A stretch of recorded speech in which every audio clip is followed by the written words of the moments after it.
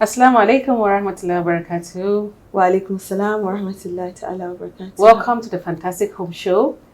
Thank you. I'm so glad to have you on this show today. So can you tell me a little bit about yourself and what you do? Sure. My name is Hafsi, Dr. Hafsi. I'm a physician. I have a company called True Foods and Wellness.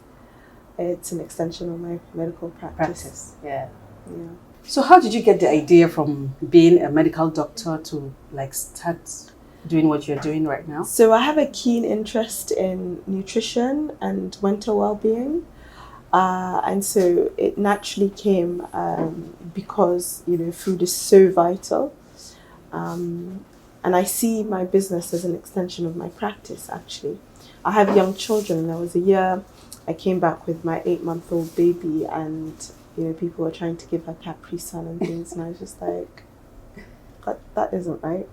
But I realized that instead of complaining about, the state of our society, and we're not really knowledgeable about food, what children should consume, what we should consume. We're just kind of just blagging it, So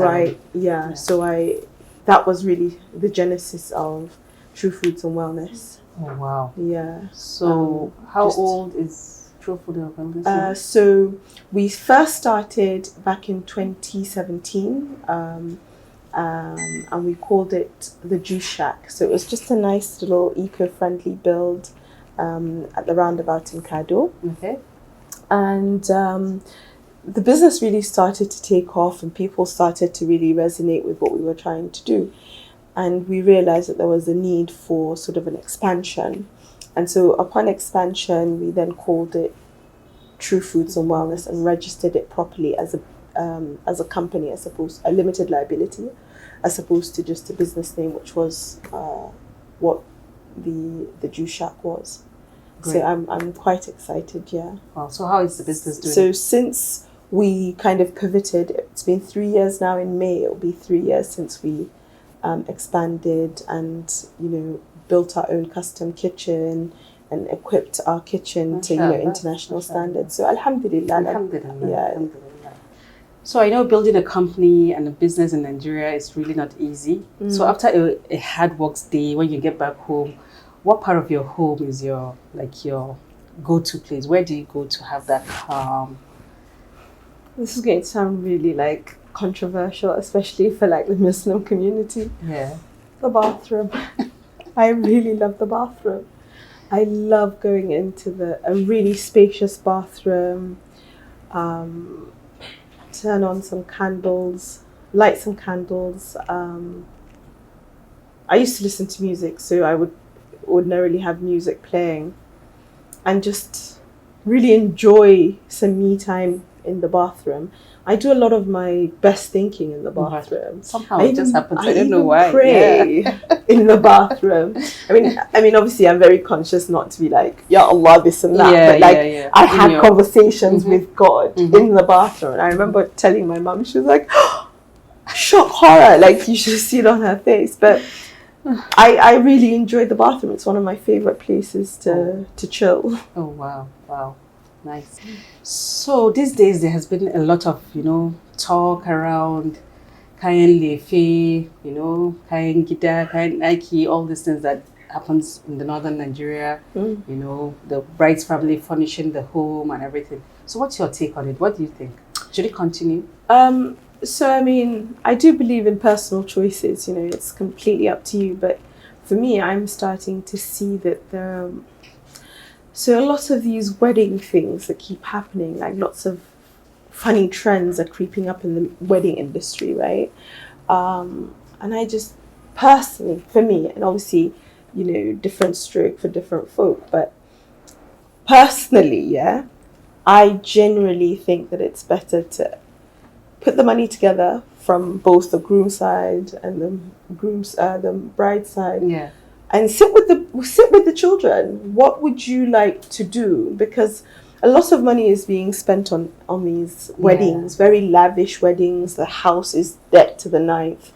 And subsequently, they can't feed themselves. Subsequently, financial issues start to creep in.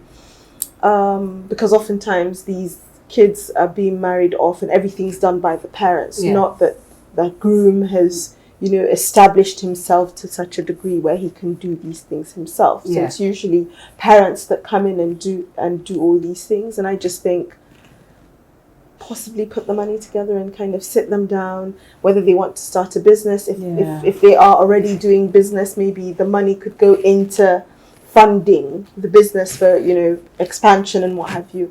Just because I do see that there's a lot of this glitzy glots that happens with the weddings, and we don't really take into consideration what happens after the wedding. Yeah. And finances, I mean, we all know, I mean, things are so much more expensive now. Yeah. Even to feed your family can become a bit tasking. Yeah. You know, soche fene, keeping the lights on, things like that. Yeah. And then babies come. You have diapers that are really, really expensive. All these things, you know, hospital bills, they start to really accumulate. What are you doing with, like, really expensive trinkets all over your house when you can't afford to feed yourselves or take yourselves to the hospital? Let's be fair, that's reality for a lot of couples that have had this decked out wedding and this decked out house. That's just my opinion. But obviously it's entirely up to them. If they want that, fine. Why not? But for me, I think the smarter way to go is probably to sit them down and decide, okay, how can we help you? You know, if the bride is in a business like I mentioned, then maybe we could augment the business. Also the man, or, you know, smart investments, you know, so that issues don't arise. Definitely. So what's your favorite household item right now? Bath mats.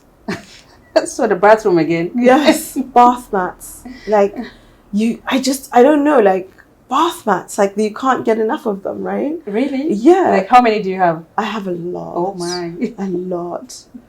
Because the bathroom is one of my favorite spaces. Yeah. I love having a really lush bath mat that my feet sink into. Yeah. I know it just sounds really silly, but bath mats, you like what you like. And just really thick and lush. Yeah. Do you see what I mean? Because there's nothing worse than going in there to just kind of get some peace and quiet away from the children, and it's wet and it's damp. It's not nice. But if you have a multiple so how many do you have? Easily 50. No. Yeah. Yeah, because every time I go anywhere, I always have to buy a bath mat. I don't buy anything else, like makeup or anything like that. Wardrobe. Yes, I have a whole, like, closet. Cupboard. Yeah. Cupboard? Yeah. Whatever it's called. Dedicated to bath mats. Wow. Nice. Yeah. So let's say in a day, what's your routine like? So it varies. Like, say, for example, during the weekdays, it's obviously very busy, very go. So I wake up. I try to wake up as early as like 4:30 to just sort of start the day. I try to wake my children up as well so that we can start the day quite early. I get them ready for school. Now my husband takes them to school, so that's really good. Yeah. On Mondays I have like a class, so I'll have a class from like 7:15 till like 9, and then I get up, wash, and head out to the kitchen. Yeah, and I usually come back. I try to come back before the children come back from school, just so that I'm there to welcome them, and you know. So that's usually like Monday to Friday. That's usually what happens. On Fridays, I don't go out at all. Yeah. Any meetings that I have do not get scheduled for Fridays, because Fridays are. I'm very selfish about my Fridays. Yeah. So I try to spend more time at home, gardening, and obviously other spiritual stuff that kind of help you to stay grounded. Yeah. And then Saturdays, I try to kind of go around to the kitchen for a meeting, just an end of week meeting, and then I'll see my family members. Sundays, I like to plant, but on occasion we may have to go and see family members that we didn't get to see on Saturdays. Yeah. So pretty much. Yeah. Okay. So can you tell me your top 3 best books that have helped shape your life, your career, or something? Okay, so a bit cliche. but like the Quran, obviously, Mm-hmm. right? Because I mean, hello. Yeah. If you've read it, you know what I mean. Like, Yeah. do you see what I mean? So, the Quran, and another book that I've really enjoyed reading, Angels and Demons. I really enjoyed that book, and Inferno. So I don't really like I like biographies, but Okay. those two books I Mhm. remember they caused me to really question how the world works, Okay. all the sort of undercover things that happen in the world. Mm-hmm. You know, I don't know whether you've read Angels and Demons. No. Mm-hmm. No. Okay. So well, it's a book. I forget the name of the author, which is really silly. It just escaped me. Yeah. But it's a book that kind of uncovers the sort of underground world of all these sort of governments and, you know, all these people with power and things. It really just undercover, like it delves deep into what happens that we don't, like the average man doesn't get to see. Yeah. And so that caused me, those books both caused me to sort of really start questioning things, because I'm very gullible. Like what I see, I imagine that, because I'm very, what you see is what you get. And I Yeah. so imagine that that's how the world is. Mm-hmm. But upon reading those books, I realized that No. that's, It's deeper than yeah, that. it's deeper Yeah. than that. And you have to really peel back the layers. There are so many different layers to things, you know? Yeah. So, yeah. But no, so if you, do you know the Da Vinci Code? I haven't Have read you it, heard? but You've heard of it? Yes, I've heard So it's of the it. same author that's done that, yeah. And then the other book, so those two books in one, because the same author. The other book that I really, really enjoyed is The Sealed Nectar. Okay. And it's just Sira. It's a Sira book. Yeah. I'm currently revising it now as well. And I just think there's so much to be learnt from the life of the Nabi Sallallahu Alaihi Wasallam. I think it draws you closer to, because, so let's be frank. Yeah. Oftentimes, obviously, as Muslims, we revere him, we see him as our role model, right? But then, oftentimes, if you don't know him, because he's a figure from history, Yeah. right? Mm-hmm. So if you don't know him, how are you then supposed to revere him and take into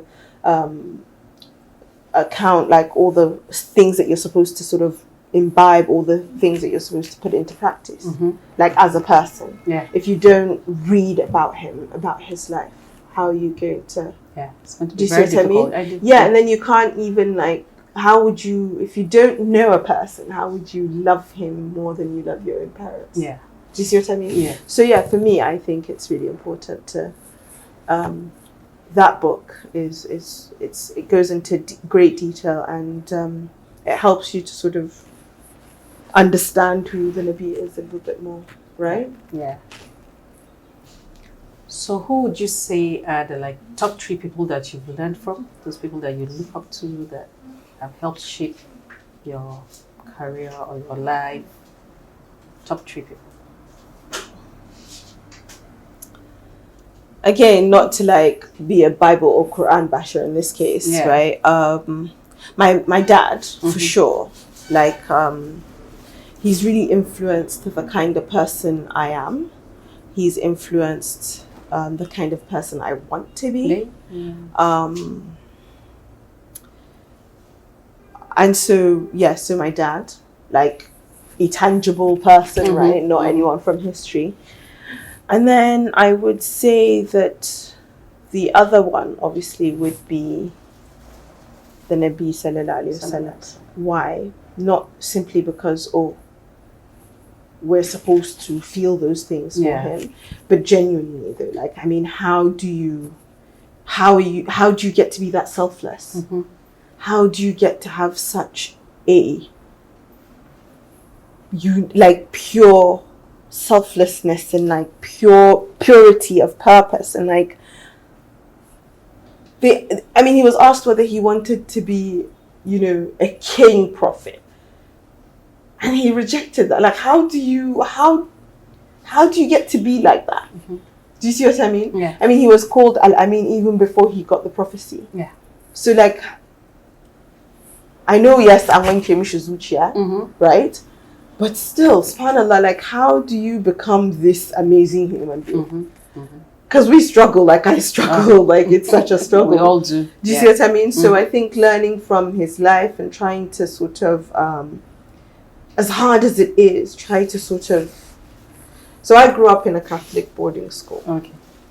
And my friends accuse me of being Catholic Hafsi. They call me Catholic Hafsi.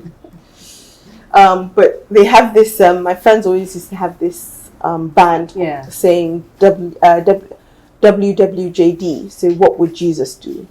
And I coined my own, what would Muhammad do? So I find myself always asking, and like when I like lose my temper or I use a bad word or whatever, I'm just like, what would Muhammad do? Do you see what I mean? Yeah. So just because he's just such an astonishing human being, and I think it's almost impossible to be like him, but it's nice to kind of strive, right? Even though you know it's like, okay, what? But at least, you know? So gaskiya, like, you can only try. Yes. Yeah. So like a person from history, it would be him. One more person. Steve Biko. Okay. Steve Biko is he's a South African, he's late, obviously, so a person from history. But Steve Biko was one that really championed the cause of the black man in South Africa. Okay. And he was unapologetically black. Like, even though, like, people were desperately trying to find ways not to be black, but he was like, I am black and I am proud. Yeah. Do you see what I mean? Yeah. So I don't know, like I really resonate with him, being that I, growing up in a place where being black was a bit problematic, but Steve Biko held it down, and I really appreciate his life for that purpose. Yeah. So thank you so much for being here, and you are the first person I've heard that really loves the bathroom. So thank you for your time, and I hope when we call you again, you'll be here. Inshallah. I'm honored. Yes. Thank you very much for having me. Welcome. Thank you. Yeah.